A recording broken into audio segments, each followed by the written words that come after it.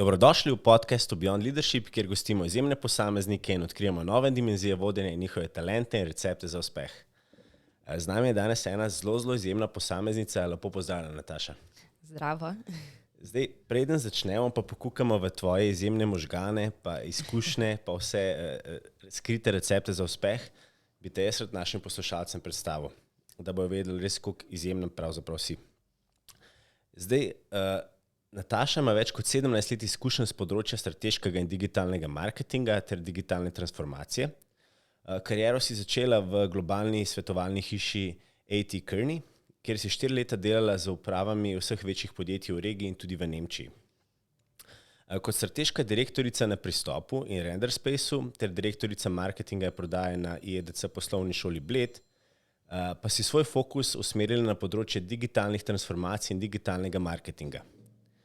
Ustanovila si tudi skupaj z možem podjetje Vareo, svetovalno martech agencijo, ker si prepoznala velik razkorak med tem, kar so trendi na trgu in dejansko implementacijo in uporabo digitalnih tehnologij v podjetij. Tega se pa tudi kasneje dotaknila, ker imaš res zelo zanimivo zgodbo, pa ogromno nekih izkušenj. Ostajaš tudi zvesta svojemu prepričanju, da je poslovni cilj usmerjal strategije in aktivnosti, zato si izbrala ekipo izkušenih strokovnjakov, ki si prizadevate, da so tehnološke rešitve res v službi marketinga in ne obratno. Ne? Si tudi aktivna članica Društva za marketing Slovenije, kjer si bila tudi članica upravnega odbora in vodiš Akademijo za mlade in marketinške talente. Wow, to absolutno tudi ena zelo zanimiva zgodba. Poleg tega si pa tudi soustanoviteljica inovativne platforme Talent Cloud, o kateri se zelo veliko govori zadnje čase, kjer je v bistvu gre za izmenjavo zaposlenih med podjetji pod pokroviteljstvom MČM-a. Zdaj pa še zelo zanimivo dejstvo, ti si tudi predavateljica strateškega digitalnega marketinga na podiplomskem MBA študiju na University of New York in Prague ter na dodiplomskem študiju na Gaya Collegeu. Pa magisterij si naredila na Lancaster University. Tako. Ful noro. Tako da, Nataša, hvala še enkrat za tvojo udeležbo. Zdaj, poslušalci me poznajo in moje prvo vprašanje je zmeri, če bila midva sošolca, kakšna si bila zmer taka inovativna, usmerjena v marketing? Ja, jaz mislim, ko smo imeli priložnost se spoznati in pogovoriti, pa to jaz mislim, da bi vedno bila nekje v zadnji klopi in imela nadebudne ideje in mislim, da bi naučili kar dosti krat okarali, da moramo biti tiho, ne? Kar pa ne vem, če bi nam uspelo. Ne? Verjetno, da res. Daj mi povej, ogromno nekih vlog imaš, si jih imela, kar pomeni tudi ogromno neke odgovornosti, izkušenj, ogromno razporejanja časa. A imaš ti kakšen skriven recept, kako se organiziraš, daj pričneš dan, kakšen je tvoj tipičen dan, kako si postavljaš recimo cilje za vsak teden? Ja, sedaj rutine nimam ali pa tipičnega dneva, ker to je nekaj, zato pa sem jaz na toliko različnih projektih, ker mene toliko stvari zanima. Tudi ugotovila sem, da me preveč strukturiran dan utesnjuje, ampak jaz delam po načelu, da pač imam cilje, vem, kaj želim doseči in potem, tako kot si rekel, go with the flow, ne? Nekako skozi dan in skozi teden zaplavam. Tudi sedaj, odkar sem na samostojni poti, da nisem več v klasični 9 to 5, oziroma pri meni je bilo vedno 9 to 9, ne, službi. Dejansko se tudi usmerjam po lastni energiji, po vremenu, malo izkoristim, grem mogoče čez dan z psom na sprehod, če je lepo sonce, izkoristim, vidim, da bo, ne vem, za vikend dež, potem takrat noter pripeljem. Dejansko čisto, ko imam energijo, včasih lahko potegnem do polnoči, včasih potem sem drug dan malo manj produktivna, tako da, ampak važno je pa, da so tiste kljukice, ki sem si jih zadala, da tisti teden urejena. No. Tako da nekega recepta ali pa rutine, ne, tega pa nimam. Vsak dan je nova priložnost. Točno tako. Deva se malo dotakniti dveh konceptov, se pravi tehnologija pa marketing. Zdaj, potrošniki smo zmer bolj zahtevni, zmer bolj ozaveščeni. Kako ti gledaš na ta čas pandemije, kjer je tudi tehnologija zelo pospešila, ogromno nekih procesov, ogromno nekih novih e-trgovin je nastalo, ogromno recimo marketinških agencij, kot ste tudi vi, ste pomagali podjetjem. Kaj si opazila, recimo so bile glavne izzivi, ki so se pojavili, pa potem glavne rešitve ali pa prednosti, ki ste jih vi potem predlagali svojim strankam? Pandemija v bistvu je dala pospešek digitalizaciji. Predtem smo mogoče še veliko govorili o digitalni transformaciji, te veliki so se podali na to, manjše mogoče. Veliko je bilo še pa izgovorov, sej ni še potrebno. Kljub temu, recimo, meni je vedno bilo interesantno, kako so se ljudje kot direktorji ali pa kot potrošniki popolnoma sebe vidijo kot dve različni osebi. To pomeni, da recimo kot potrošnik nakupuje preko spleta. Vse dela brez telefona ne zna živeti. Ne? Ja. Kot direktor ali pa odločevalec v podjetju, ne? Pa ko smo govorili o digitalni transformaciji, pa je vedno bil nek zadržek, pa naši potrošniki niso taki, pa ni tako. Ne? Tako da dejansko je pandemija res pospešila vsaj za 10-krat digitalizacijo. To je naredilo sedaj v bistvu razliko med tistimi, ki so preživeli. Če so seveda imeli možnost določene panoge, tudi digitalizacija ne pomaga, ne? Ampak tisti, ki pa so lahko, ker so vseeno obratovali in da so našli neko pot do potrošnikov preko digitalnih kanalov, so eni celo prosperirali, drugi pa vsaj normalno lahko preživeli. Ne? Je pa seveda sedaj vprašanje, kako pa naprej. Če je prej bila spletna trgovina, spletna prisotnost neka konkurenčna prednost, sedaj je pa postala nuja za preživetje oziroma must have, če pač uporabim angleški izraz, ne? Je pa sedaj naslednje poglavje, o katerem bomo govorili, pa uporabniška izkušnja. Torej, kako dobro bomo v bistvu znali zadovoljevati kupčeve potrebe, kako dobro bomo to izkušnjo znali zapeljati. Še vedno ljudje radi, sedaj smo veliko so odprli trgovine, so šli nazaj v trgovine, se radi družimo. Niso pozabili, navade so se spremenile in se bojo, ljudje so se premaknili na splet, določene stvari zaradi samo te priročnosti bojo še naprej uporabljali preko spleta. Ampak ti sedaj kot marketingaš, kot vodja podjetja moraš razmišljati, kako sedaj povezati to offline, online izkušnjo v enotno uporabniško izkušnjo in s tem delati v bistvu konkurenčno prednost. Ne? Tako da tu, če se dotaknemo potem, ko smo govorili o tehnologiji, kako tehnologija tu pripelje noter, je seveda tehnologija mora biti pospeševalec, ne pa zaviralec rasti. Kaj sedaj to pomeni? Torej, ti moraš izbrati tehnološke rešitve, ki podpirajo to, da lahko dostavljaš najboljšo uporabniško izkušnjo. Ne? Da to lahko narediš, seveda kako pridemo do dobre uporabniške izkušnje, da poznamo celotno tvojo pot. Od tega, kako si nas našel na spletu, kako smo v bistvu komunicirali s teboj, kako si nakup, a je nakup preko spleta potekal gladko ali ni potekal gladko, so bile kakšni zatiki, smo mi to uspeli opaziti ali smo te zgubili, pa ne vemo, zakaj si šel v spletne strani. Potem, ko si naredil nakup, zdaj verjetnost, večina vas je opazila, da za 3D Securum naenkrat malo težave s karticami plačevati, ne? Ampak to ni problem spletnih trgovin, to so banke, ki še sedaj, ampak sedaj se je že umirilo, ampak januarja je bilo to kar pestro, tako da tisti, ki niso imeli recimo plačila po povzetju, so zgubili kar velik del prometa. Ne? In potem imamo dostava. A je bila dostava v redu, je prišla v pravem času, je bil paket takšen, kot je bil. Smo mi sposobni kot podjetje spet poloviti te podatke o tem. Ne? In pa potem, če je bilo karkoli z vračilom, na kakšen način smo se. In to je v bistvu nekako kupčeva nakupna pot, o kateri vaš čas govorimo. Dejansko vsaka stična točka, v kateri pridejo z nami v stik. Ne? Če znamo pridobiti podatke na vsaki tej stični točki, znamo menedžirati. Ne? To je že Drucker govoril, kar znamo meriti, znamo upravljati. Ne? Torej, če ne znamo meriti, lahko samo ugibamo. Moj best guess je tak dober kot tvoj best guess. Ne? Če pa govoriva o podatkih, pa lahko delava. Ok, kje zdaj pride tu noter tehnologija? Trenutno, mislim, da nazadnje, ko sem gledala, je marketinških tehnologij nekje okoli 9000, med katerimi lahko izbiramo. Wow. Lahko rečemo, da je dobra izbira. Ne? In so potem fragmentirane in so platforme in vse skupaj.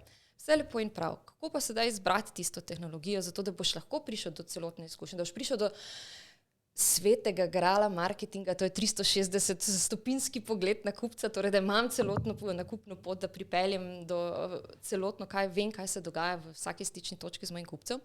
Je pa seveda, da pri izbiri tehnologije ves čas razmišljamo o tem, kaj so naši interni resursi, torej kaj smo mi sposobni, kaj lahko z obstoječimi ljudmi, z njihovimi kompetencami, znanji naredimo, kakšni so tudi finančni resursi, tudi to je seveda realnost, v kateri živimo in za vsako evro se najde tudi pravilna tehnologija, kar pa je še najbolj pomembno, je pa razmisliti, ker podjetje, ki kupuje novo tehnologijo, ne kupuje v izolaciji, ampak jo mora nekako integrirati v obstoječ IT arhitekturo. In če seveda recimo zadnja raziskava od Gartnerja je bila, da sedaj večinoma marketingaši so tisti, ki kupujejo tehnologije. Mi smo znani po tem, da nas prepričajo dobri slogani, da tiste najbolj lepi featurei, če rečemo, dober UI oziroma uporabniška izkušnja z orodjem, ni pa nujno, da se bo to dalo dejansko integrirati. Dostikrat tudi se ne znajo pogovarjati z IT-jem. IT ne zna razumeti marketinga, in potem seveda, ker pač ni dialoga, je dosti krat opažamo v podjetjih, pa smo šli, pa smo kupili nekaj. Zdaj pa nam to stoji na polici, ker ali ne znamo uporabljati, ali so vsi ti gumbki, ki smo jih videli, jih je preveč za to, kar bi mi uporabljali, ali pa imam jaz sedaj fragmentirane podatke in to moram izvažati, potem v Excelu vrteti, mogoče napredni dajo celo v Power BI od Microsofta ali pa kakšno drugo podatkovno kocko, ampak tu je tisto, kjer je potem se začnejo zgubljati ti podatki o kupci. In kako v bistvu povezati. In tu je zelo pomembno, da imaš zelo izkušenega IT arhitekta, ki zna razumeti, kaj je v podjetju, kaj podjetje na podlagi poslovnih ciljev potrebuje. Vedno se treba vprašati, kaj so moji poslovni cilji. Poslovni cilj je fajn, da si jih zastavi vsaj za 3 leta naprej, ker mora platforma biti dovolj robustna in skalabilna, da lahko podpira rast. Torej, to je tisto, kar sem na začetku rekla. Ali vaša orodja otežujejo rast? To je, kako veste, da otežujejo rast, je takrat, ko rečejo vsakič, ko priješ do IT-ca, to pa se ne da, to pa zdaj rabimo vsaj en mesec developmenta, ali to nekaj, kar rečejo, seveda, en teden imate ali pa 2 dni, pa bomo vklopili, to boste lahko gledali, nadzirali, ponudili neko novo storitev, In v današnjih časih je hitrost in skalabilnost konkurenčna prednost. To ni več nekaj nice to have, ampak to je tisto, s čemer bomo sedaj v tej poplavi digitalnih rešitev lahko ustvarjali konkurenčno prednost in dobro izkušnjo za končnega uporabnika. Ful dober. Deva se še malo dotakniti, se pravi podjetje, Vareo, ki ste ga ustanovila z možem, ste res zelo specializirani. In imeli ste stranke, med katerimi so res svetovna imena, od Tom Taylorja do BTC-ja, Erste Card, Sportina Group, NLB-ja, IEDC poslovno šolo, Steklarno Hrastnik in tako naprej. Pa jim povej, kaj so pa recimo glavni izzivi ali pa neke podobnosti, s katerimi se v bistvu ta podjetja srečujejo. Kaj v bistvu vi, kaj si kaj opazila, kad delate s temi podjetji? Imajo vsi podobne izzive ali kakšni so kakšni? Sedaj podobni izzivi, lahko bi rekli, da so seveda različni, vsak ima nek svoj poslovni problem, ampak kar je pa tista neka skupna točka, je pa ravno to, da so imeli poslovne izzive, imeli so vizijo, kako lahko delajo bolje, ampak jim obstoječa tehnologija tega ni omogočala, je bila ovira na tej poti, In so iskali rešitve, ki bi jim pomagale ponuditi več, da so lahko hitrejši, da so lahko samostojni, recimo konkretno na primeru BTC-ja. Z BTC-jem smo začeli delati najprej čisto na področju svetovanja, kaj so neki novi digitalni poslovni modeli, ki jih BTC City bi lahko ponudil tako svojim poslovnim najemnikom, kakor končnim kupcem, ker BTC ima dve ciljni skupini, če tako rečemo, dva ključna odjemalca. No, in potem, ko smo določili, kaj so tiste neke poti, kamor se BTC razvija, kjer lahko da največjo dodano vrednost, torej obem svojim ciljnim skupinam, smo pogledali, kaj trenutno obstaja v hiši, kaj so kompetence trenutnega tima in kaj je tisto, recimo, kjer se oni vidijo čez 3 do 5 let. Potem se naredi tako imenovana gap analiza oziroma analiza vrzeli, s tem, a bomo prišli tja ali ne bomo. Smo ugotovili, da pač za obstoječim trenutno, kar imajo, ne bojo. In potem smo začeli skupaj z njimi iskati, kakšne so neke osnovne karakteristike tega, pač tehnologije, ki bi jim pomagala. In to je tisto, kar se moraš najprej vprašati. Ne razmišljati, katero tehnologijo pa potem sebe prilagajati tehnologiji, ampak si najprej reči, kaj ja želim. In recimo BTC je zelo jasno povedal, želimo skalabilno, želimo biti samostojni, da ne rabimo IT-ja, da ne rabimo agencije, ampak da lahko naša ekipa z tem znanjem, ki ga ima, pa mogoče ga malo še nadgradimo, dela 80% popolnoma samostojno. Top. In da so lahko hitri. Ne?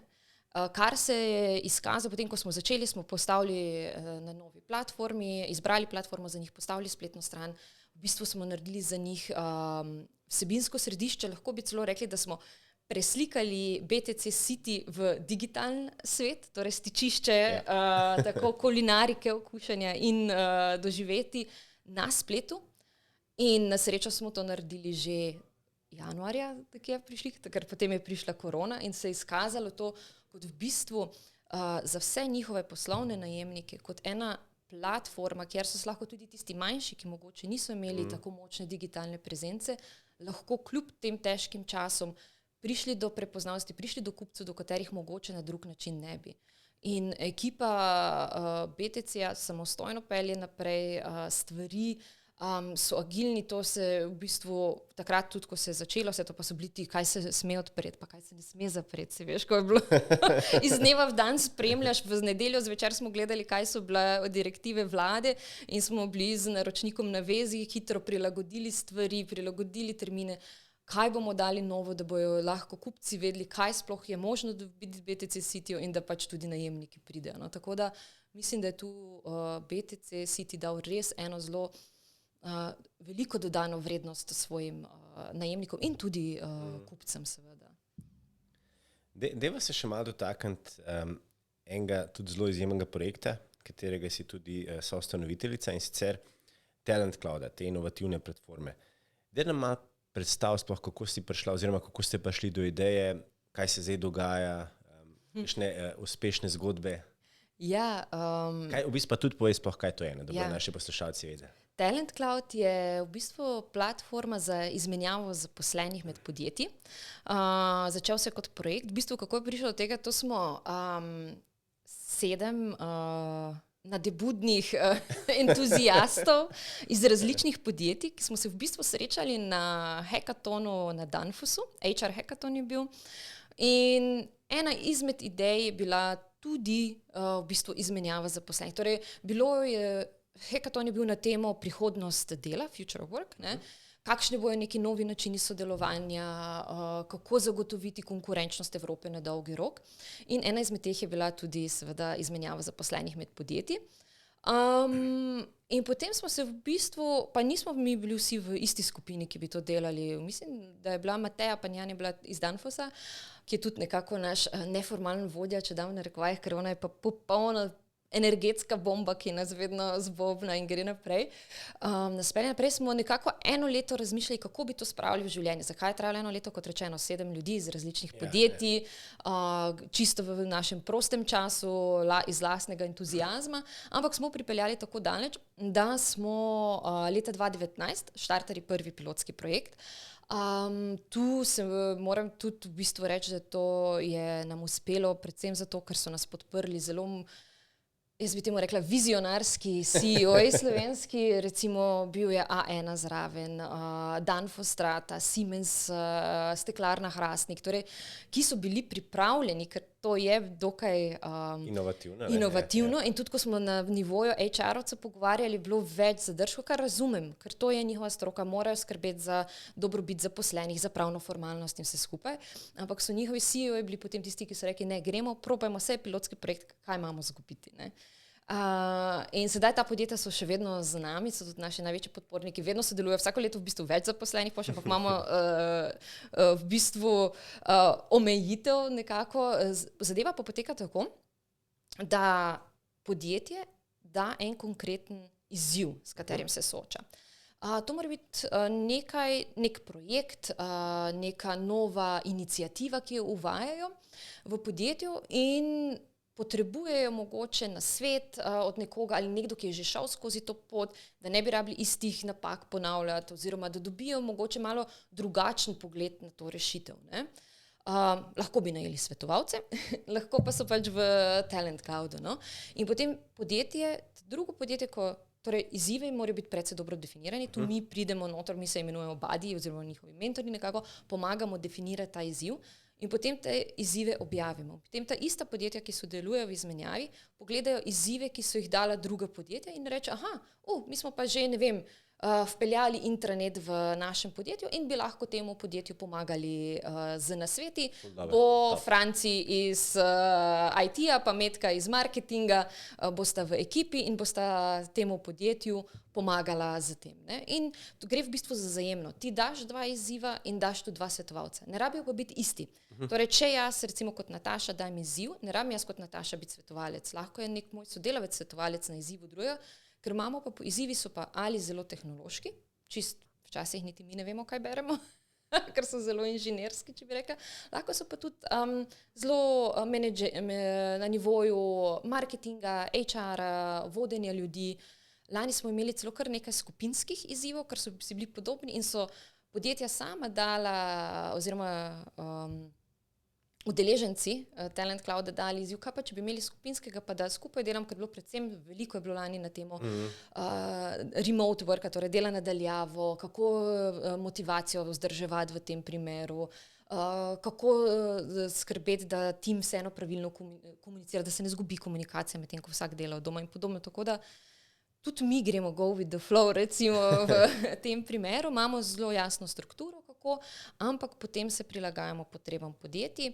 Vse skupaj traja 3 mesece, ampak to je 10 dni čez 3 mesece razdeljeno, spet čisto prilagojeno podjetjem, kako jih to zanima, mislim, kako si čas razporedijo. Je pa treba dati nek rok, če ne se to prerazvodeni. In na koncu je rezultat dejansko, da dobijo odgovore na svoje vprašanja, da izpeljajo projekt, smo dobili že večkrat strani udeležencev, da to so zdaj ali pospešili, ali mogoče nikoli ne bi tako dobre rešitve naredili, kot so jo, če ne bi dobili tega zunanjega pogleda. Tako da res gremo na to, da gre za reševanje konkretnih problemov, ne samo za izmenjavo dobrih praks. No.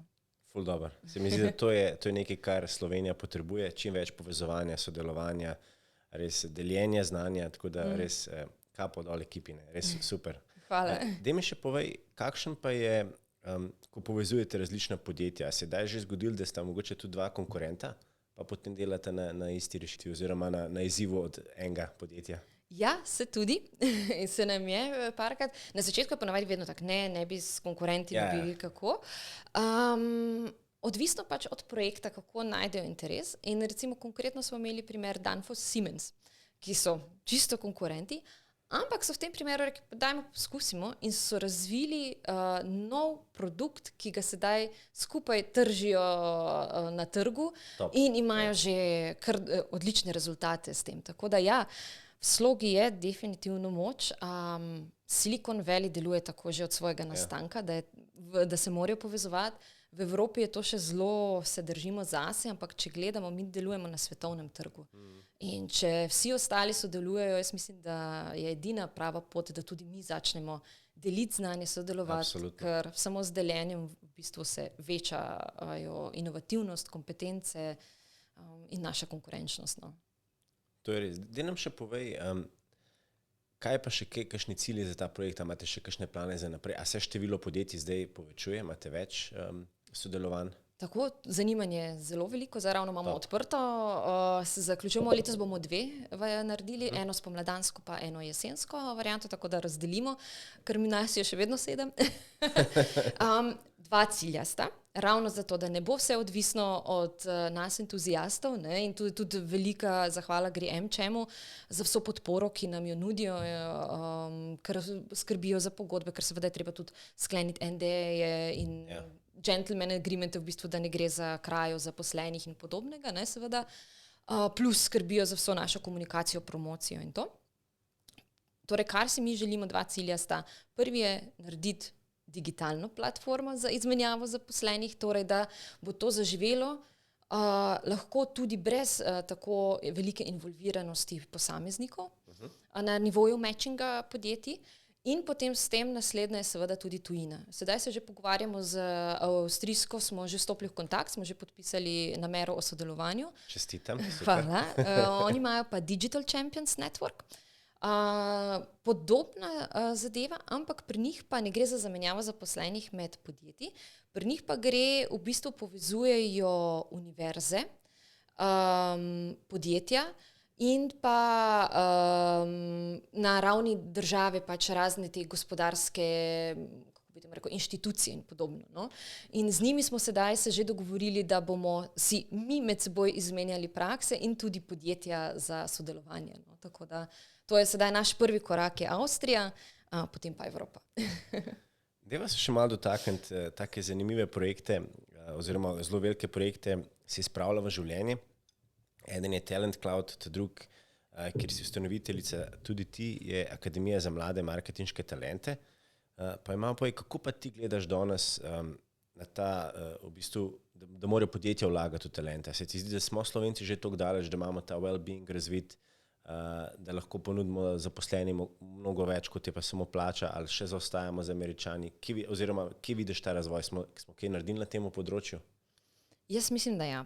Vsaj, kar lahko rečem v marketingu, kjer sem veliko, je predvsem zaradi tega, ker se podjetja zaveda, da če ne bojo vlagala v svoje zaposlene, hkrati pa tudi zaposleni vase, mora biti to oboje stransko, ne gre samo za eno, ker ti na koncu svojo konkurenčno prednost gradiš, če skrbiš za znanje, sploh na področju digitalnega marketinga. To moraš biti ves čas v koraku s trendi, moraš spremljati, kaj se dogaja, moraš hoditi na konference, biti prijavljena ne vem koliko newsletterov, podcasti, moj največji vir so podcasti in YouTube dodatnih informacij. Tako da moram reči, da se izboljšuje, da vejo.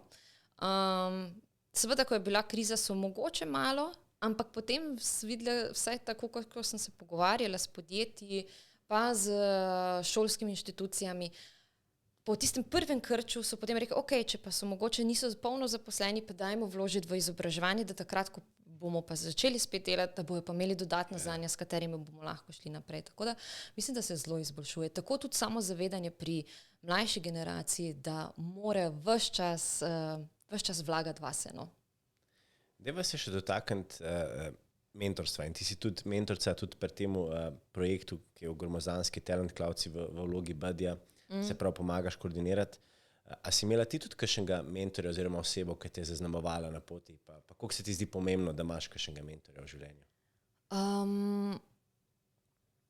Ja, sem imela nekaj, v bistvu tak čisto formalnega mentorja nisem imela. Malo je mogoče tudi povezano z mojo osebnostjo, ker sem bolj introvert in razen nekaj. Ne zgledaš. Veš, to pa je tisto, ko se moraš naučiti delati v svetu ekstravertov. Zelo moji največji mentorji, oblikovalci moje nekako karierne poti in tega so predvsem bile knjige. Sedaj tudi podcasti, ko se je to razvilo. Sem imela coache, sem poskrbela tako, da v tem pogledu sem imela nekoga, ki mi je pomagal osebnostno rast, komunikacijo z ljudmi, sploh v vodenju, ko sem prišla v vlogo vodje. Za mene to ni bil naraven proces, jaz sem zelo storilnostno in ciljno naravnana oseba. Začela sem delati tudi, kot si samo omenil, v IT Kearneyju, ker smo vsi storilnostno in ciljno naravnani, zelo samoodgovorni in je to tako, ne, tu je točka A, tam je točka B, tam se vidimo takrat pa takrat. Ne? In to je vse, kar si moral vedeti in si tekel proti tistemu cilju, če kaj nisi vedel, si poskrbel za to, da si dobil vse potrebne informacije in to je to. In ko sem šla ven iz Kozaltiga in sem prišla na vodjo pač kot direktorica marketinga in prodaje, sem mislila, da smo vsi na tak način delujemo. Ne? In sem se morala v bistvu naučiti, da je pač treba z ljudmi tudi delati, na kakšen način delati. Sem začela hoditi na transakcijsko analizo, sem mislim, 3 leta pri Zoranu Milivojeviću, da sem sploh razumela potem tudi coachinjo na ta način, tako da sem se v bistvu prebrala pač ogromno knjig na to temo, kako da sem začela razumeti, kako ljudje funkcionirajo, kako to mogoče tudi malo makiaveljsko potem. Če rečem makiaveljsko, oziroma najlepši način, torej kako komunicirati, kako z ljudmi, da v oboje stransko korist pridemo do skupnih ciljev, ki smo si jih zastavili. No, tako, pozabimo makiavelja. Zdaj dotaknemo se vodenja in nujno se moramo dotakniti tudi te teme.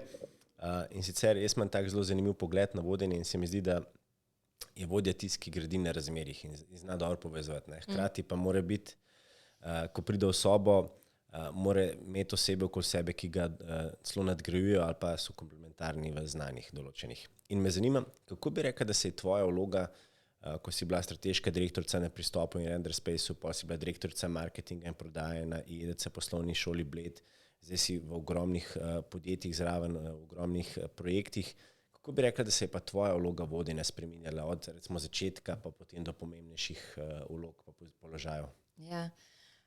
Ja, torej najprej, kot sem menila, čisto od direktive, dajmo reči, ker sem ugotovila, da ne deluje, da ne bo šlo na to. Popolnoma se strinjam s tvojim pogledom na vodenje, je, da je treba vsaka oseba je individuum in ti kot vodja moraš prepoznati kaj žene določenega človeka, kaj so njegovi motivatorji, kaj so njegovi inhibitorji.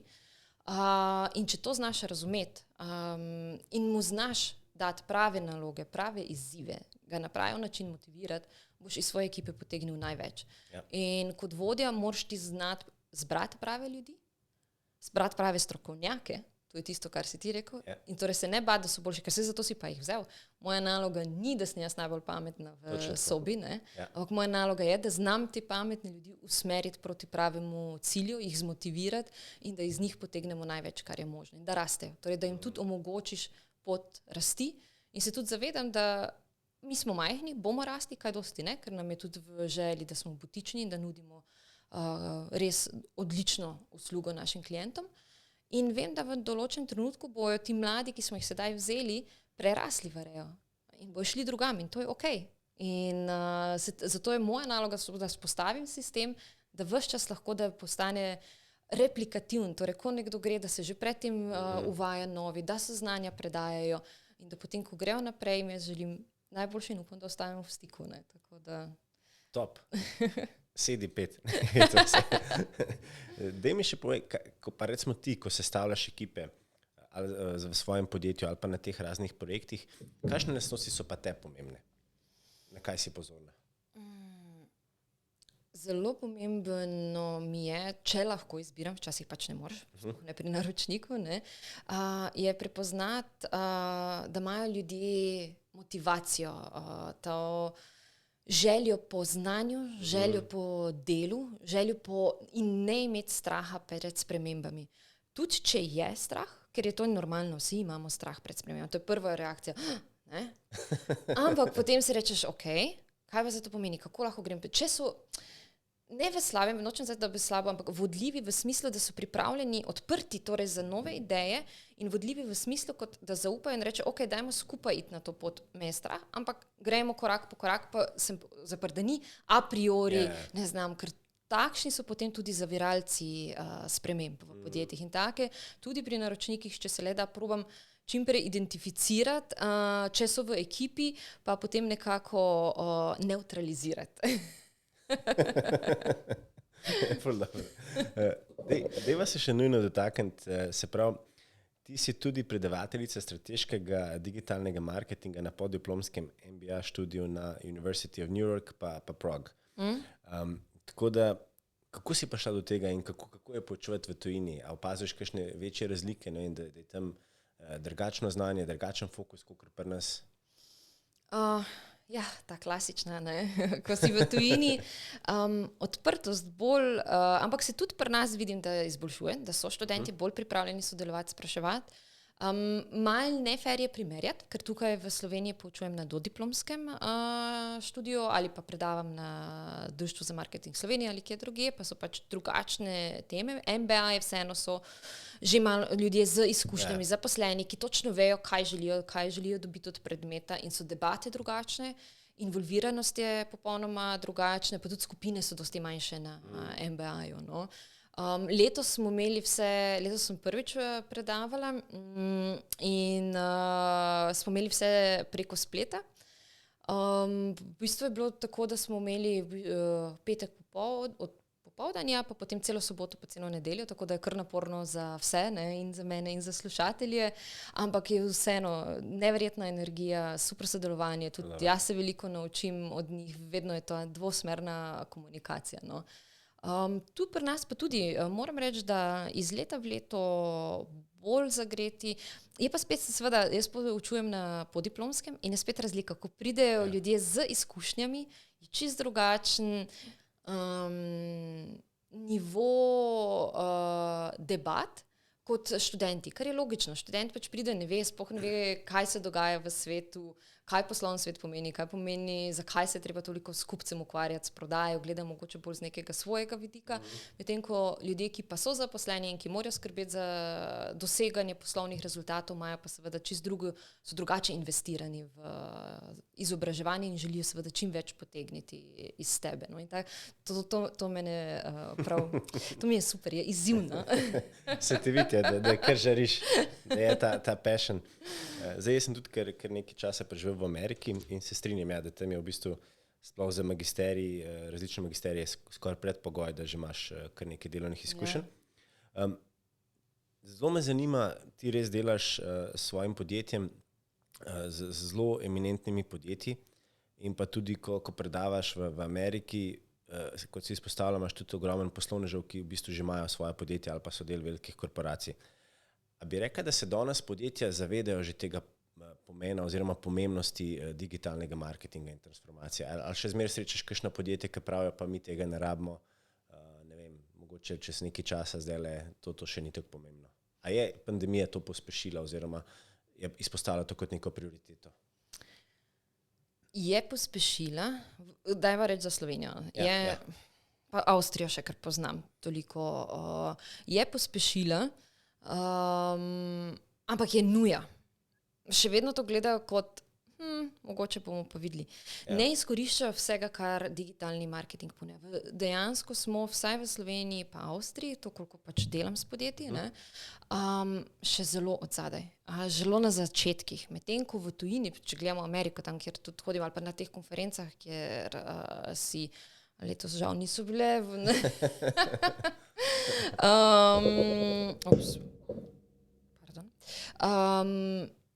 Smo res odzadaj. Kar, če delamo samo znotraj Slovenije, ni takšen problem, kakorkoli smo pa na globalnem trgu, pa se treba spraviti čim prej na nivo, ki ga izvaja v tujini, kjer se res meri čisto vsaka zadeva. Ne govorimo, dajte ven oglaševanje. Ne, točno se ve, za katero ciljno skupino, kakšen oglas bomo imeli, kako ga bomo merili, koliko nam je ta oglas prinesel, kdaj ga bomo izklopili zaradi tega, ker nismo dobili, zakaj se je kupec vrnil nek izdelek, kako bomo to v podjetju potem rešili, da se to več ne bo dogajalo. Še lepše, dobivamo informacije o kupcev za idejo o izboljšanju naših produktov, o uvajanju novih izdelkov. Mislim, z digitalnim marketingom smo dobili direkten dostop do naših kupcev. Prej smo delali pač raziskave, fokusne skupine. To je bilo vse sekundarni research. Ko govorimo o primarnem researchu, ne pomenim samo to, kar ga mi gledamo. Kar dejansko veste Google, Facebook, Apple, Spotify o nas, to je v bistvu... Sej mogoče večini se zdi tudi kot znanstvena fantastika, ampak to ni znanstvena fantastika, to se dogaja. Ne? Ravno danes, ko sem se vozila v Ljubljano, že zjutraj sem bila v Ljubljani, sem imela neke opravke, se razmišljam, Google točno ve, kam grem, zakaj grem in bi mi lahko sedaj naši oglaševalci ponujajo izdelke, ker sem se že parkrat peljala na tej ruti, vpisano je, na internetu iščem določene zadeve, ki so povezane s to mojo potjo. In če bi znali, in če bi bila v Ameriki, bi jaz že dobivala, ampak ne oglase. Oglasi smo vsi že bolj ali manj slepi, vemo za oglase. Dobivala bi naenkrat članke na to temo. Na YouTubeu bi se mi prikazovali videi, ki bi reševali ta moj problem, ki ga trenutno pač imam. Ne? To je tisto, kar je power, power in pa tudi malo ravno to je moj problem, ker vse berem v angleščini, potem se prav zavedam, da veliko uporabljam anglicizmov, kar je kar zastrašujoče, koliko vejo o nas, kakšnem smo trenutno razpoloženju, kaj se nam dogaja, kaj razmišljamo. Recimo naša družina ne ve toliko, kolikor vejo ti digitalni velikani o nas. In tu noben GDPR in nič takega ne more tega preprečiti. Ne. Lahko sicer podpisujemo to, imamo, ampak vsi se zelo hitro odpovemo takoj, ko rečemo, da bomo odprli Spotify račun, da bomo Gmail odprli, ker če pač se ne strinjaš z vsem tem, pač ne moreš odpreti. Take it or leave it. Ja. Ne, se strinjam. Zato me tudi zanima, mislim, da je Facebook, da ima vsaj 20 ali 25 podatkovnih točk, ki jih zbira od nas, če ne celo več, in je na vrhu seznama. Kako pa ti gledaš na te tehnologije? Zdaj, jaz sem tudi celo življenje bil v inovacijah, v razvoju in sem mnenja, da so tehnologije zelo dobre, dokler jih v bistvu znamo uporabiti, pa služijo nekmu namenu. Ne. Ogromen imaš pa tudi ljudi, ki dejansko prav zdaj tehnologije zelo posegajo v našo zasebnost, ogromen aplikacij nam sledi, vejo vse o nas ali pa mogoče preveč o nas. Kako ti gledaš na to? Ker definitivno prihodnost gre v to, da bo če dalje več novih tehnologij, novih aplikacij, ki nam bojo izboljšale izkušnjo, bojo tudi bolj personalizirane na vsakega posameznika. Tako da me zanima tvoj strokovni pogled, na kako gledaš na to. To je v bistvu bolj filozofski, bi jaz rekla. Sociološki pogled, v bistvu nek družben nazor skoraj, zaradi tega, ker tehnologije so vse posod. Ne da se več toliko, tudi če imam jaz sedaj telefon tukaj poleg sebe izklopljen, jaz imam gor, ne vem, moraš se hecati, da jaz pač imam za vsako zadevo v svojem življenju aplikacijo in to je res, ne znam živeti brez njih. In vse te aplikacije točno vejo, kaj se z menoj dogaja, grejo, nimam nadzora nad temi podatki. Kako se izkorišča, seveda vsi upamo, da v dobre. Vedno se v zgodovini izkazalo, da se najdejo ljudje, ki znajo to izkoristiti tudi v slabe. Prevelika odvisnost od tehnologij ni dobra. Če beremo, kaj razmišljajo ti velikani, ki nekako usmerjajo tehnološki svet, od Elona Muska do Zuckerberga, do Billa Gatesa, grejo preveč v smer, da bi tehnologija morala nekako izboljšati, nadgraditi človeka, ker človek je inherentno fallibility, kako se to reče po slovensko, ima napake, no? Pomanjkljivosti. Neke pomanjkljivosti, ne? In da bi ga z tem nadgradili. Ampak s tem se dejansko zgublja naša človečnost, s tem se zgublja. In tu so pač, zato pravim filozofsko, ker še ne vemo, kam gre z AI-jem, ki se razvija, ki se močno vlaga sedaj v ta razvoj. Ne bo to uporabljeno samo za oglaševanje, zato da bomo uporabniško izkušnjo izboljšali, bo zato, da bomo seveda lahko po eni strani izboljšali življenje, daljno živost človeštva, izbrisali viruse in podobne stvari. Hkrati je pa vprašanje, kaj bo pa to pomenilo za nas kot družbo. To pa lahko eno celo novo debato na to temo. Ampak stališče čisto, če gledamo profesionalno kot marketingaš, boljšega obdobja za poznavanje kupcev, kot je sedaj za izkoristiti, to pa ni bilo. Ne. Kot Nataša privatno, pa sem malo bolj zaskrbljena, kam gre in se mi zdi, da smo sedaj v pravem času, ker prihodnost, bomo videli, ampak to se verjetno vsaka generacija sprašuje. Verjetno, da res. Daj mi še povej, ko sem se pogovarjal z raznimi kolegi, ki delajo v raznih teh večjih e-trgovinah, kot so Mimovrste, Ena in tako naprej, je veliko izrazil, ko bi rekel, ugotovitve, da se potrošniki, da smo se v času pandemije, da nismo stali toliko zvesti blagovnim znamkam in da se v bistvu, da je bila to idealna priložnost drugih blagovnih znamk, da v bistvu, ko bi rekel, kradajo potrošnike s blagovnim znamkam. No, tako da, a si ti tudi opazila, da smo se kot potrošniki zelo razvali, da nismo več gledali, gremo v trgovino, pa kupimo, ne vem, zdaj Coca-Cola ali kakšen drug brand, ki ni, se pravi kako gledaš? A si opazila, da so bile kakšne take razlike? Ja, definitivno se je spremenilo vse te navade. Sedaj brand kot tak bo šel skozi potrošniško izkušnjo. Ne več samo to, ker ravno to tu sedaj na spletu moraš ti ustvariti celotno, kako ga te bom lovil, kako te bom prepričal. Sploh mlajše generacije, ki niti niso mogoče bile tako indoktrinirane v blagovnih znamkah, kot smo bili mi. Poleg tega na spletu vse transparentno, na dosegu roke. Ne? Mogoče včasih bil brand pač convenience. Tudi je, ker kaj brand sam po sebi predstavlja? Predstavlja neko zagotovilo o kakovosti, da boš to, kar ti Coca-Cola zagotavlja, boš dobil ne glede na to, kje je na svetu. Vsi bo ista Coca-Cola, bo isti McDonald's, bo isti Nike. A ko se začne to rušiti?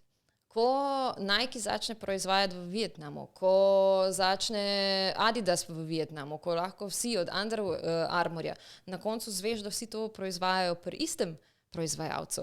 Ko se začne ta moment družbene odgovornosti, ko veš, da jim plačujejo manj kot pa $3 na dan, da govorimo o kemikalijah, ki uničujejo okolje in ljudi, ne?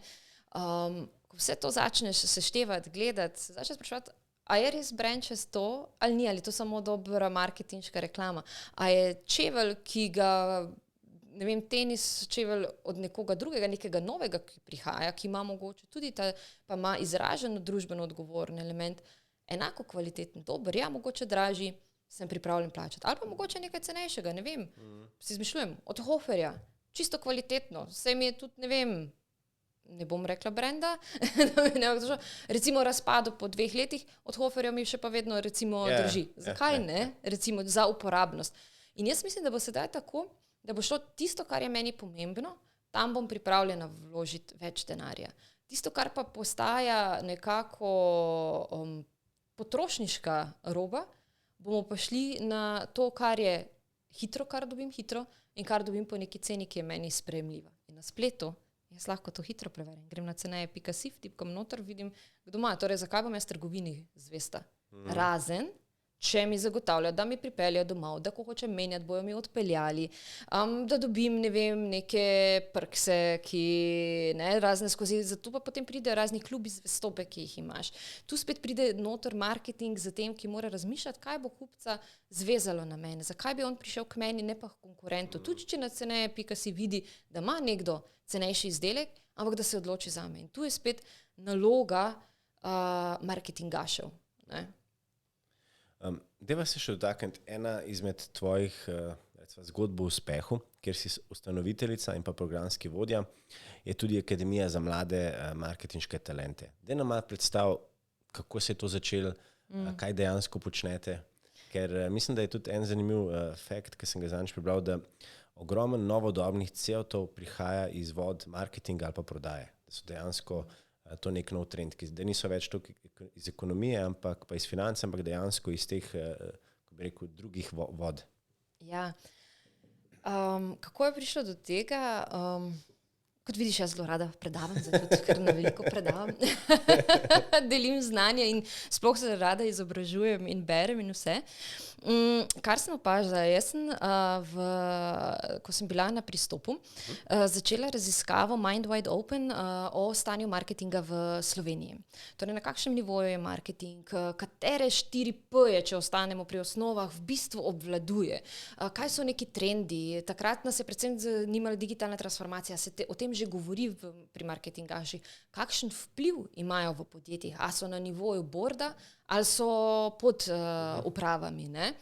No in tam, takrat smo zaznali, da še večina marketingašev je bila, ampak to že govorimo daleč nazaj, pa da, ker sem dama, ne bom povedala, kako daleč nazaj,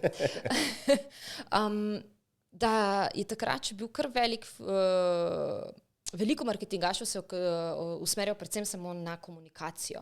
Nekaj malega na produkt, na ceno skoraj nič, pa na distribucijske kanale tudi bolj malo, ne.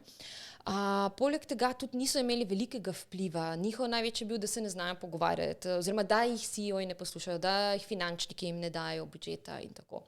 In smo se potem začeli na Društvu za marketing pogovarjati o teh temah. Zakaj? Kaj so tiste, recimo, ker smo pa tudi dali noter, je bilo vprašanje, kaj so tiste neke kompetence in znanja, ki bi jih potrebovali.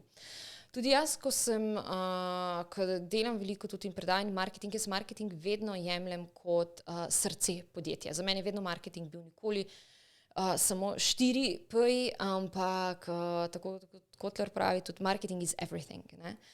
Marketing je vse, marketing niso samo recimo naše ciljne skupine, ker marketingaš je edini v podjetju, ki je advokat kupca, ki razume kupca. To je sedaj postalo pomembno, ko je, tako kot se rekel, brendi niso več pomembni. Jaz se lahko odločam med, ne vem, prideš v trgovino, pa te glava boli od izbire, česarkoli, ali je to za oblačila, ali je to za hrano, tudi za avtomobila, ne vem, karkoli. Ne? In torej ni več dovolj, da ti imaš dober produkt in ga mora prodaja prodati, marketing pa naredi luštno pentljico. Takrat je bilo to dovolj, da si se samo s komunikacijo ukvarjal.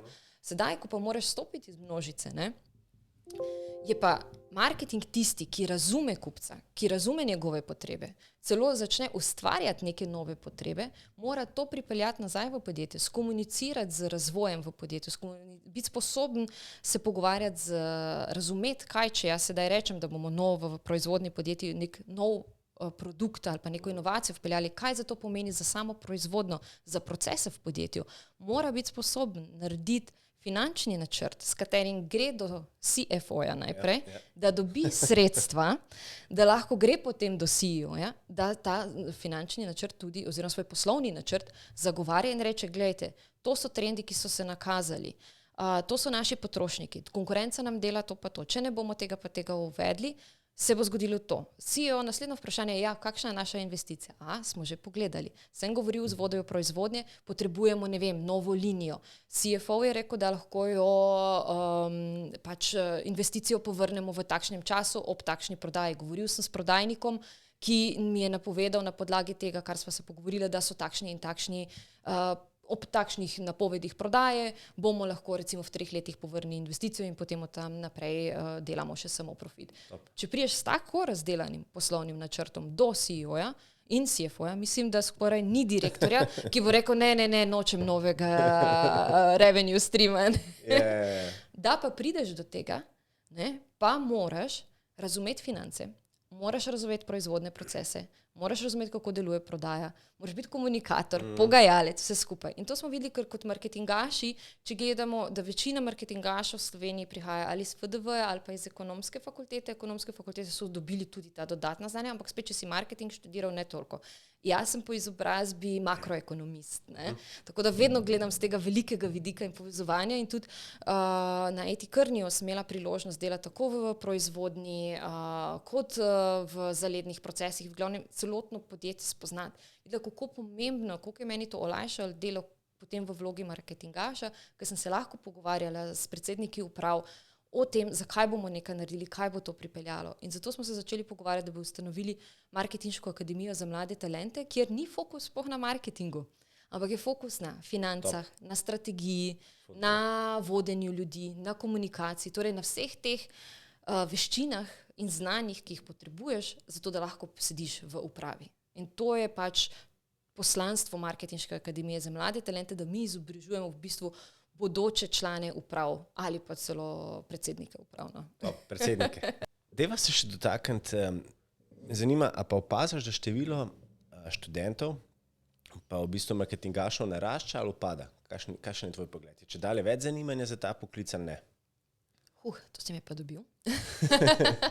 Ne vem, nimam statističnih podatkov, ne morem ti tako govoriti, lahko pa glede na to, kar na Gea Collegeu, kjer sem na digitalnem marketingu, imamo iz leto večje, letos sem jih imela celo 40 v razredu in to samo za digitalni marketing, prav smer imajo za digitalni marketing. 40 predsednikov, prav? Ja.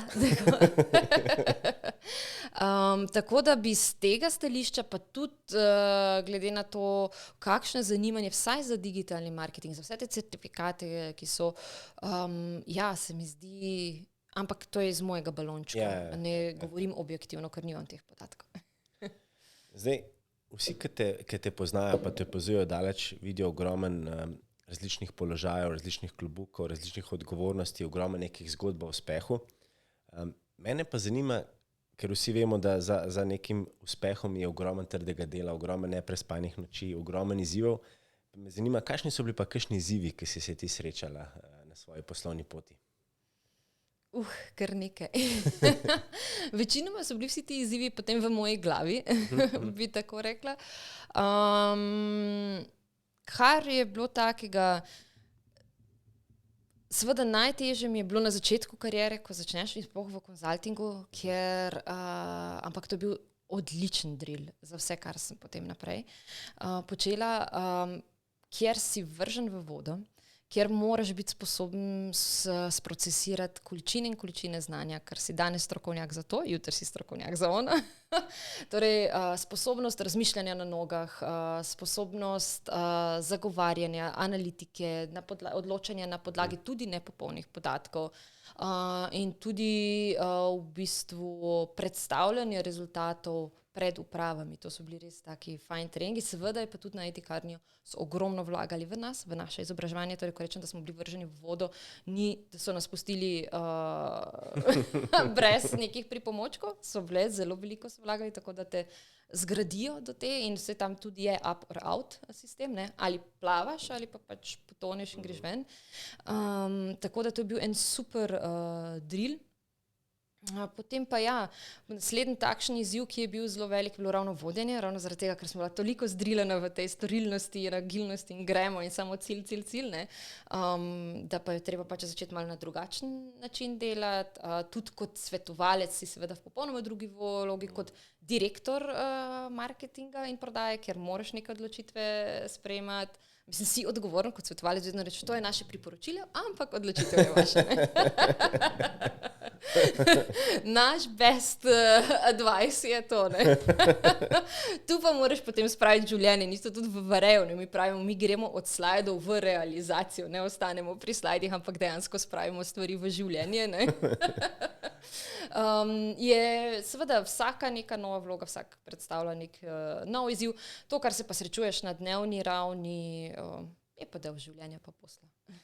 Deva se še malo dotakniti digitalnega marketinga oziroma marketinga, ker ogromno industrije, kjer si lahko oziroma si zelo omejen v smislu, da ne moreš biti toliko inovativen, ne moreš toliko eksperimentirati. Recimo finančni direktorji ponovadi imajo malo zvezane roke, ne vem, ogromno nekih poklicev. Marketing je pa eno izmed področji, kjer pa verjetno si lahko zelo inovativen pa ustvarjalen, ne? Ja, to je, mislim, moraš biti, ves čas moraš razmišljati. Kaj je, ves čas moraš imeti pogled uperjen v prihodnost. Kaj se dogaja, kaj so ti trendi, kaj za COVID pomeni za nas, kaj se bo zgodilo naslednje leto, recimo sploh v turistični industriji. Ne vem, ti morajo biti res zelo inovativni, da sploh lahko še delajo in tudi, ko bo prišlo nazaj, kako privabiti kupce k sebi. Tako da marketing vedno je, kakšen mora biti 2 do 3 leta pred realnostjo v bistvu in razumeti, kako to spraviti v podjetje, ker podjetje se mora ukvarjati in prodajati s tem tukaj, sedaj. Marketing pa s tem, kaj bo čez 2-3 leta, kam gremo. Torej mora biti strateški sogovornik podjetij, ravno zaradi tega, ker mora razumeti trende in kako bodo ti trendi vplivali na kupce. In to se mi zdi res eden izmed najbolj takih inovativnih, zanimivih poklicov. No. Dobro, ki si rekla, da mora gledati za naprej. Ne? Se popolnoma strinjam. Skušaš imeti en uč za 2 leti naprej, kaj bo takrat. Deva se še malo dotakniti, ker me zelo zanima, kaj pa je bil ta, Američani temu dostikrat pravijo, the aha moment v tvoji karieri, ki si pa rekla, jaz pa hočem na svoje, hočem ustanoviti svoje podjetje, jaz uživam v tem delu. Ja. A je bil kakšen tak trenutek? Ja, 2 taka. Oziroma, en je bil zelo izrazit aha moment, mogoče bo zvenelo malo cheesy, ampak šla sem na poroko prijateljice v Avstraliji. In na dubajskem letališču spet seveda pridem do knjigarne, malo tam gledam knjige, pa eno tako lušno, Rich Dad, Poor Dad, zgleda zanimivo, malo preberem, bo za na letalu, bo super, ne. No, sem prebrala tisto knjigo in mi je res spremenila čisto pogled na svet, na to, kako sploh, kakšna je vloga tebe v svetu, dajmo reči. Sicer sploh ni tako filozofska davča tega, je zelo taka praktična, ampak nasplošno, kaj želiš doseči v svetu, kje želiš biti, ali hočeš biti kot zaposlenec, kar je čisto okej, ali želiš ustvarjati nekaj svojega in biti krojač svoje usode, dajmo reči. Potem to je ena taka res zanimiva anekdota. No, on govori pač o različnih načinih, kako se lahko osamosvojiš, kako lahko greš, on zelo pač sicer v nepremičnine in to vlaga. Yeah. Meni so nepremičnine vedno bile zanimive, tisto gledam, se rekel, to pa je zanimivo, mogoče bi se pa mi tudi išli kaj takega, ne. Preberem tisto knjigo, sem začela potem par podcastov si na temo nepremičnin in poslovanja z nepremičninami. Potem pa čisto slučajno res stvari se zložijo, ko enkrat začneš v neko smer hoditi, ki si jo začrtal, se mi zdi, ker začnejo... Lego kocke. Ja, Lego kocke zlagati, oziroma bolj postaneš pozoren za te stvari. In vidim eno dražbo v Mariboru, da je mariborska občina razprodaja svoja stanovanja, ta občinska, ki jih pač ne bojo vzdrževali. In jaz tako, pa dajmo, ne, da vidimo, probajmo. In takrat nisem mogla, ker se ne vem, sem pa še na karnju, ne vem, v glavnem vedno zaposlena, ni bilo časa, da bi šla v Maribor, jaz pač naredim celo analizo, pregledam kalkulacijo, vse dam v Excel, pregledam stanovanje, rečem, ok, te 4 so mi zanimiva, pošljemo jo mamo, ker jaz ne iz Maribora, ne, pošljem mamo, mami, da idi te 4 prosim pogledat, to so kriteriji, po katerih mi jih oceni, pa mi povej, katere so zanimiva, ne, in mami seveda, ok, dobro, pride nazaj, reče, te 2 stanovanji sta zanimivi, a pa si ti sigurna, da boš šla v to, pa glej, se grem samo tak, ne, mi mož vpraša, kaj pa greš ti zdaj, a boš res šla na dražbo, da reče, ne, jaz sem tja, da vidim, kako to zgleda, ne. Imela sem kalkulacijo, točno sem vedela, dokoliko lahko grem.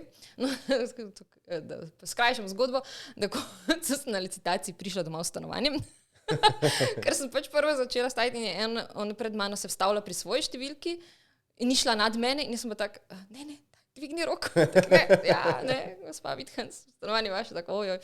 No, prijem pol mami razložim, pa tak mama reče, ne, jaz sem ti napačno stanovanje povedala in sem kupila eno stanovanje, ki je bilo čisto v rasul. Vse. Ampak dober nauk zgodbe, ker so odličen tim z mojim možem. Sva to postavila, naredila, prodala, s profitom je bilo in od takrat dalje smo potem vsakič sem se v neko tako vrgla novo, ampak to so bile take male obstranske. Potem naslednja taka zadeva je pa bila od MJ DiMarco, Unscripted, spet na potovanju. Šla sem v Singapur k prijateljici. In tudi imela malo več časa, prebrala in se skupaj to knjigo in se potem dejansko odločila, da zdaj pa je to tono. In če manj kakršenkoli regret je, da nisem prej tega naredila. Nisem prej zaupala sebi in prej šla na samostojno pot. Sploh glede na moj karakter, na vse to, kar rada počnem in da nimam rada, da me nekdo usmerja, nadzira, kakorkoli kontrolira. To ni moje. Se pravi, če bi te zdaj vprašal, kakšen bi bil nasvet, ki bi si dala mlajši sebi, bi bil prej začni. Definitivno. Ampak obdrži iti krni, ker to je super drill.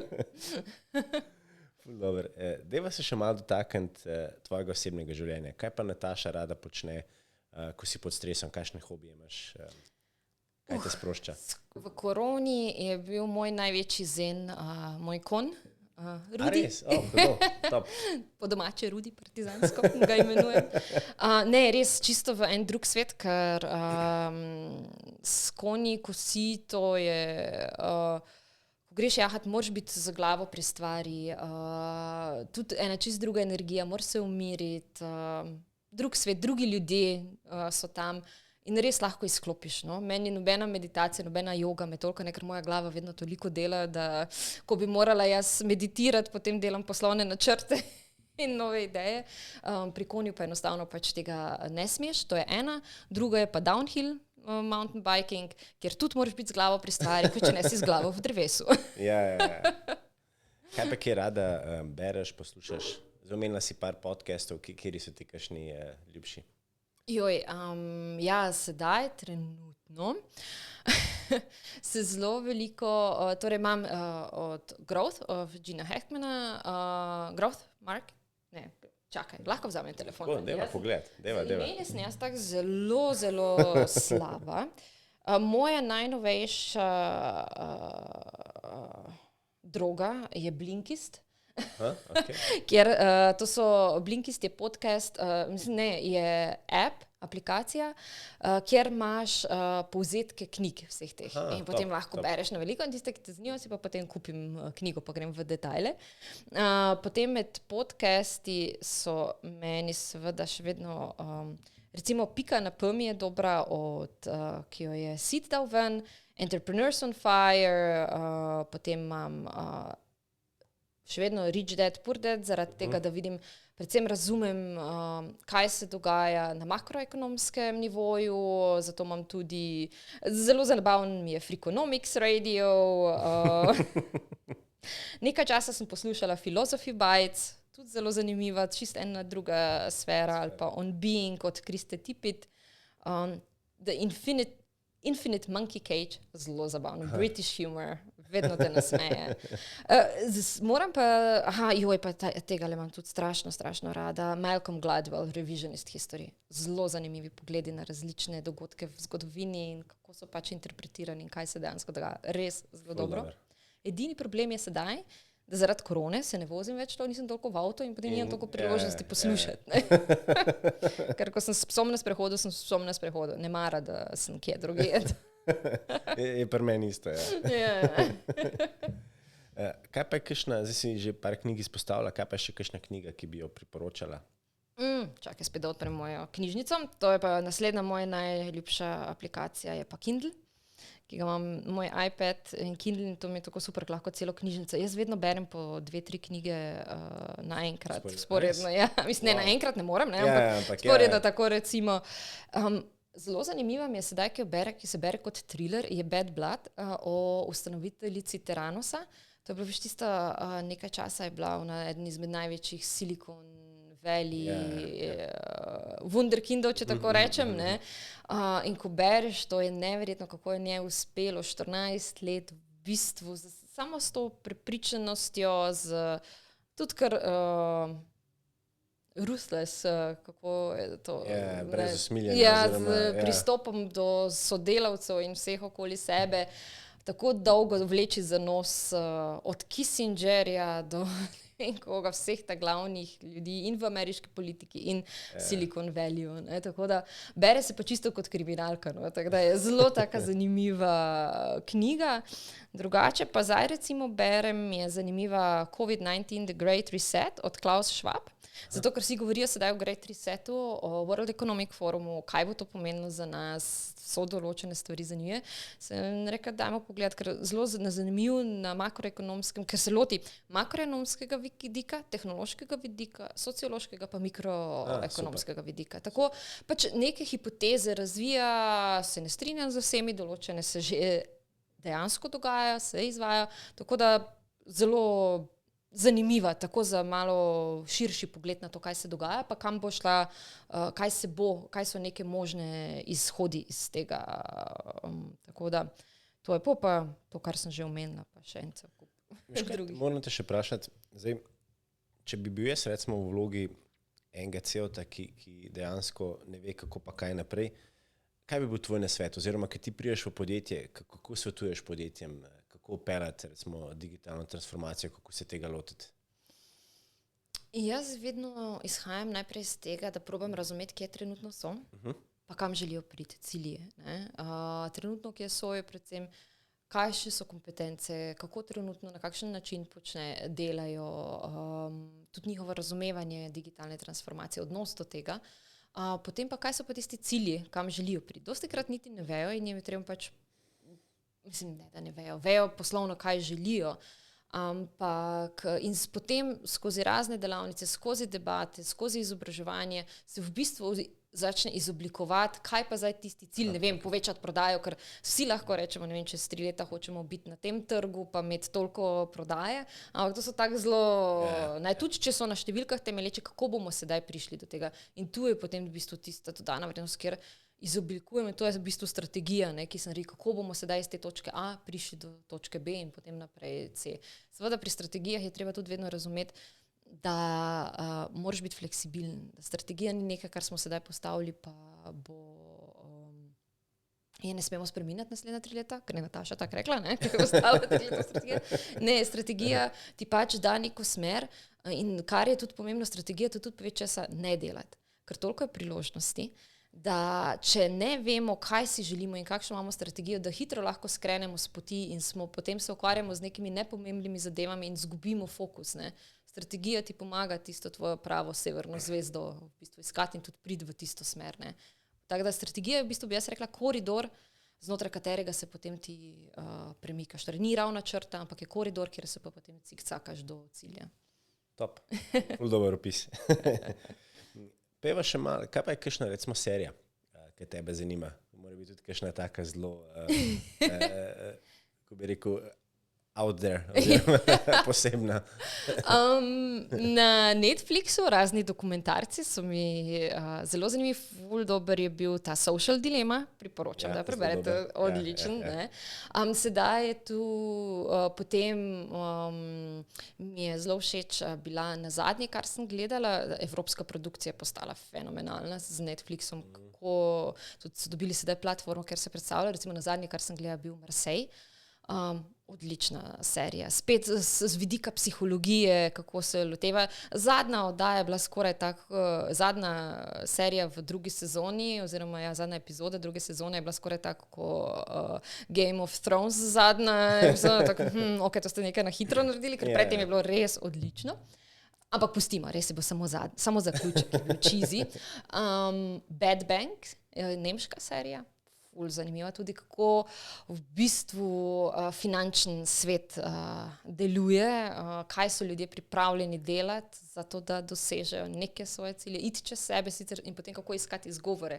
Potem ne, saj sem samo služba delam, ne, saj služba si tudi ti, ne, saj smo ljudje, kjerkoli smo. Ne, in a je res upravičljivo v imenu ciljev službe iti čez sebe, čez človečnost in povoziti druge na poti do tega. No, tako da jaz sem rada take malo bolje serije.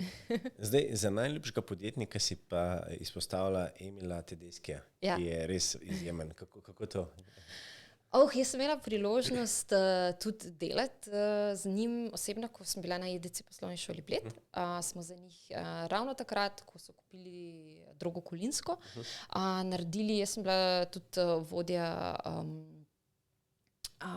custom-made izobraževanja, tako da sem s podjetji delala na tem, kako bomo oblikovali izobraževanje v skladu s cilji, ki jih želijo, in smo takrat za celotno njihovo upravo in združevanje pripravili kar nekaj mesecev trajajoča izobraževanja, zato da so ta združitev v bistvu, da je čim bolj gladko tekla, in sem imela že takrat priložnost z njimi delati, tudi malo sedeti zraven na teh izobraževanjih.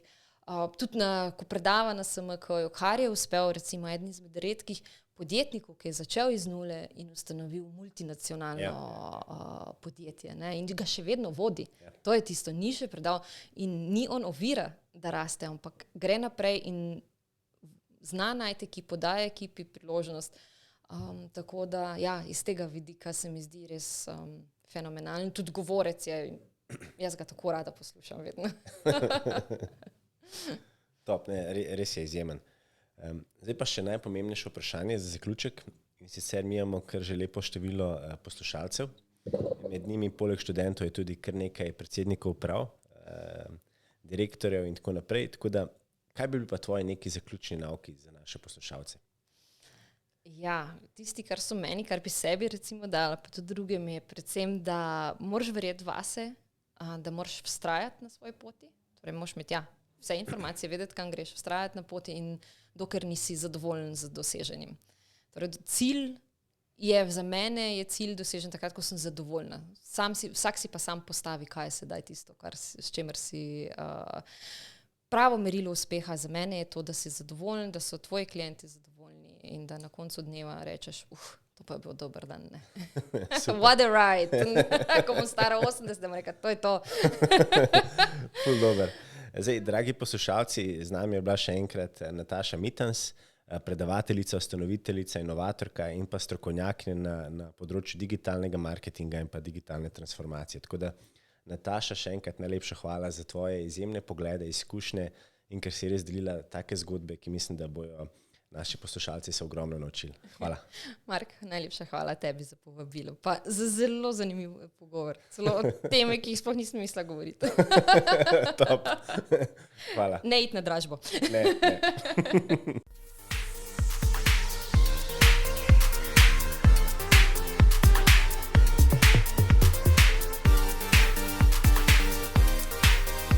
Sledite nam na vseh kanalih, kot so Spotify, Apple, Google, Castbox in tudi YouTube, LinkedIn in Facebook, kjer nas je že preko 2000.